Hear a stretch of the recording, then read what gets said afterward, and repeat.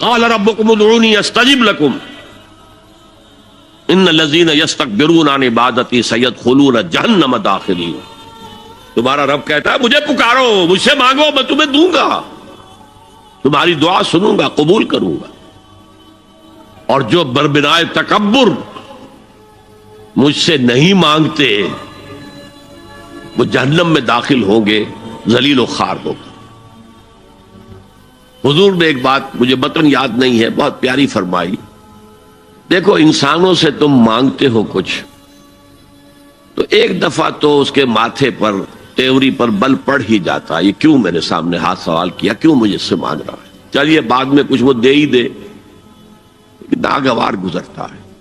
ارے اس سے مانگو جو کہتا ہے کہ مجھ سے مانگو اور میں دوں گا.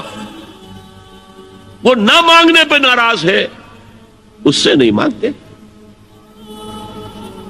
رات کے آخری ساعتوں میں یا جسے آپ کہتے ہیں the small hours of the morning, حدیث میں آتا اللہ نزول اجلال فرماتے جس کو ہم نہیں جانتے کیسے نزول ہوتا، ذات باری تعالیٰ اور اس کے متعلقات کے بارے میں جو بات آ گئی قرآن میں حدیث میں وہ ہم مانتے ہیں. کیسا یہ ہم نہیں جانتے، اس کا ہاتھ ہے کیسا ہے ہم نہیں جانتے، اس کا چہرہ ہے کیسا ہے ہم نہیں جانتے، اس کی ساق ہے، اس کی پنڈلی ہے کیسی ہے ہم نہیں جانتے، وہ سنتا ہے کیسے سنتا ہے ہم نہیں جانتے، کیا اس کے کان ہے، کیا اسے بھی ساؤنڈ ویوز کی ضرورت ہے سننے کے لیے،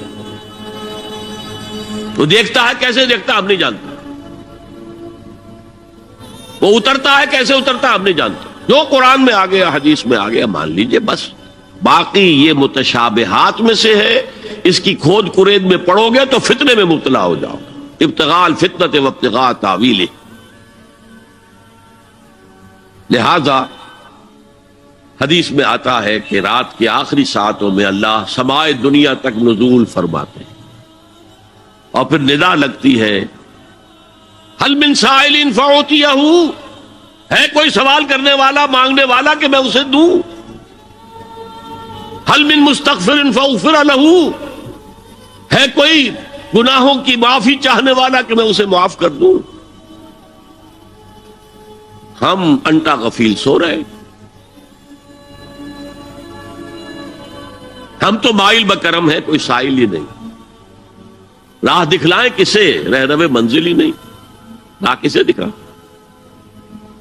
اللہ کے راستے پر چلنے کا فیصلہ کرو، اللہ کی راہ میں جہاد کا فیصلہ کرو، پھر اللہ راستہ کھولے گا. والذین جاہدوا فینا لنہدینہم سبلنا. وہ لوگ کہ جو ہمارے راستے میں جہاد کریں، محنت کریں، مشقتیں کریں، ہم لازماً ان پر اپنے راستے کھولتے چلے جائیں. تو دعا شرک فی الدعا، مانگو صرف اللہ سے، اللہ سے، اللہ سے.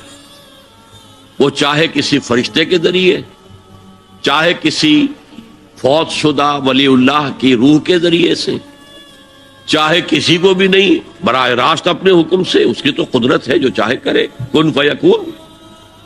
وہ جیسے بھی ہو وہ آپ کی ضرورت پوری کرے گا.